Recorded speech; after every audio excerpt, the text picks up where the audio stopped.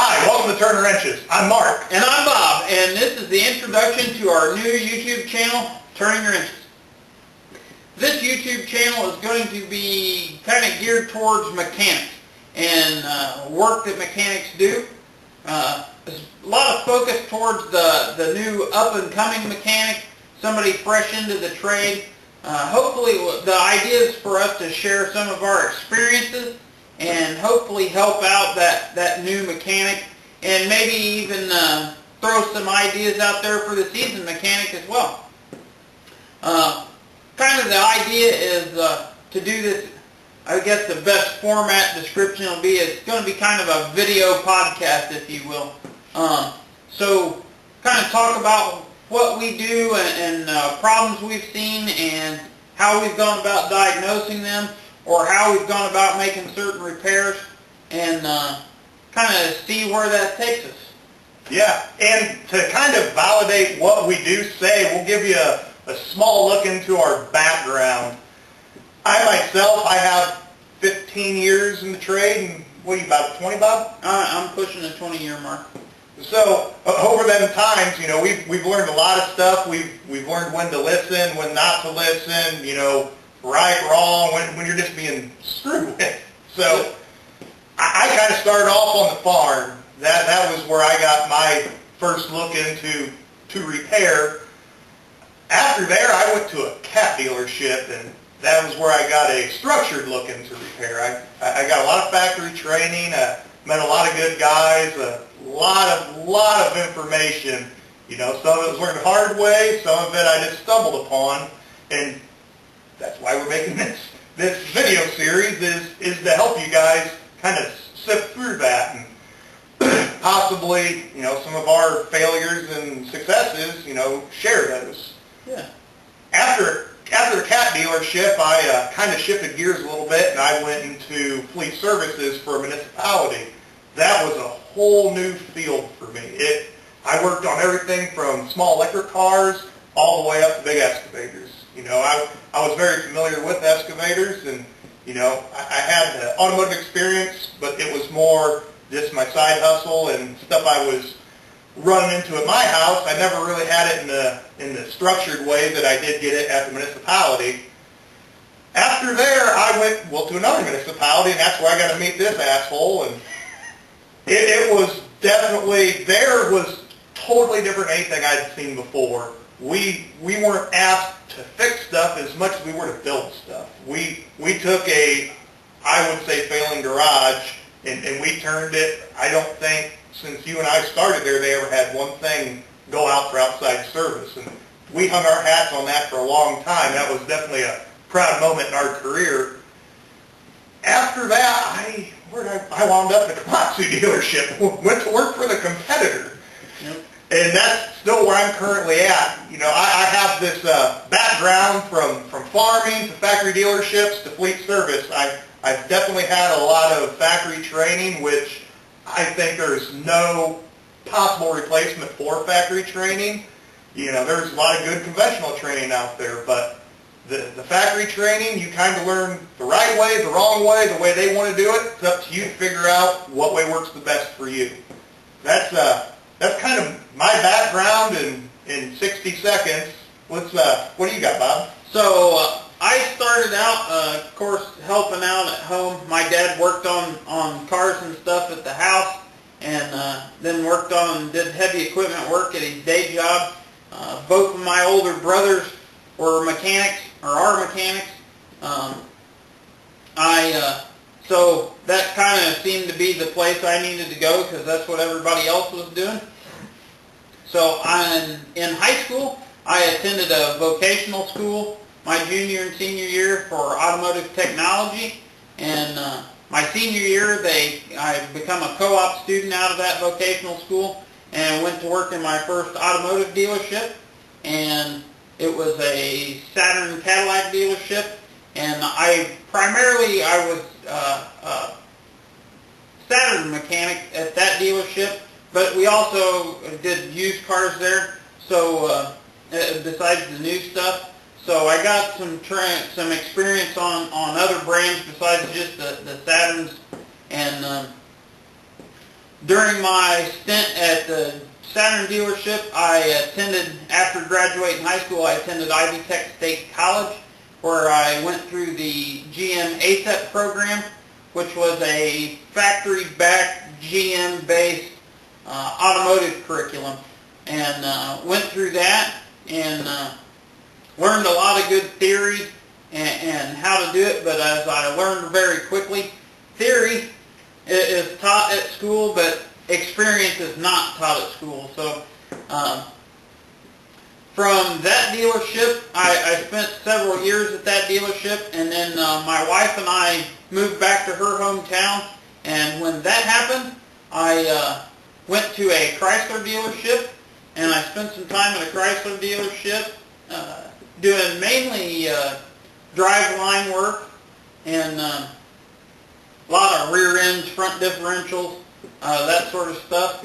And from there, I had the opportunity to do a apprenticeship at a fuel shop. And there I did learn the diesel injection systems, injection pumps, injectors, turbochargers, and worked my way up from an apprentice, worked as their garage tech, even did a little bit of on-road sales at one point in time when we got a little slow, or during our slow time of the year, I should say, and eventually worked myself into managing that shop, which was a whole new set of skills I learned. But to this day, still got to be one of the best jobs I ever had. Worked with some of the best people I've ever worked with, and Hugh Funk and Rich Norman, man, the knowledge that them two guys have is irreplaceable. Just unbelievable what I learned from them. And from the fuel shop, I went to a municipality, which is where Mark and I met. And like he said, the municipality, that was quite a broad spectrum of stuff that we worked on.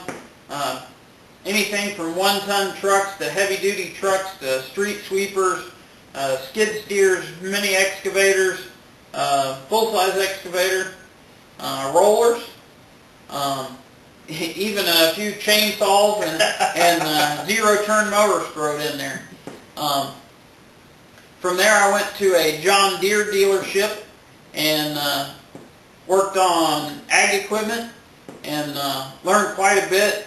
A lot like Mark, through the dealerships, got a lot of factory training. Got a lot of aftermarket training through while we were at the city. We did do some aftermarket training, which was good.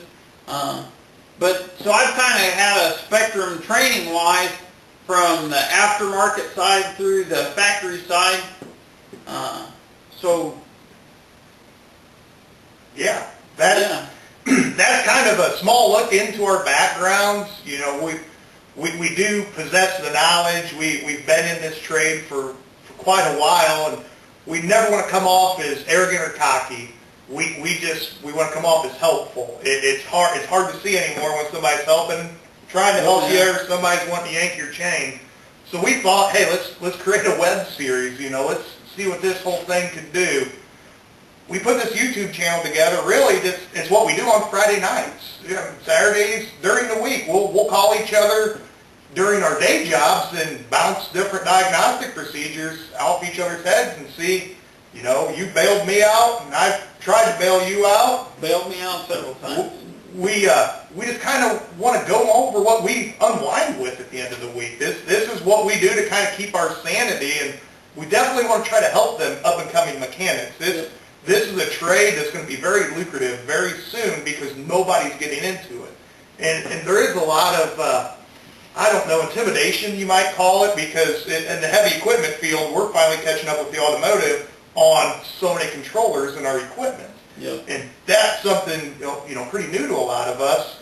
It's definitely intimidating, but we want to kind of help show people that it's not.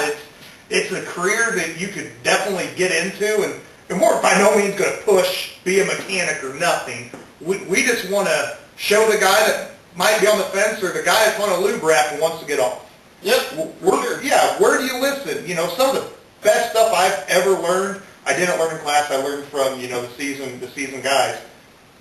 You got to try something, even if it's wrong. And that right there has gotten me out of more binds. You sometimes just got to sit back and try something when you're up against the wall. That's, you know, kind of my very vague rundown of what this is. We have a few ideas for future episodes, but in all honesty, it's what we went through throughout the week. I mean, we're up for somebody dropping us a line, you know, email us, leave a comment. We'll start a debate. I am all ready to start your debate, but, you know, Bob might not be as much, but he can definitely, he can end one pretty well. I don't want to turn this into some forum that we're just going to argue over which oil filter is the best. Yeah. Because we all know Fleet Guard is the best oil filter, and there's no reason to argue that anymore. Here we go. Yeah. So, anyways, like we said, it's going to be more for just general sharing of information. If you guys have a particular issue or something that you've ran into, like Mark said, drop us a line and we'll cover it, or try to cover it the best we can. And that's with, as long as we've been in the trade.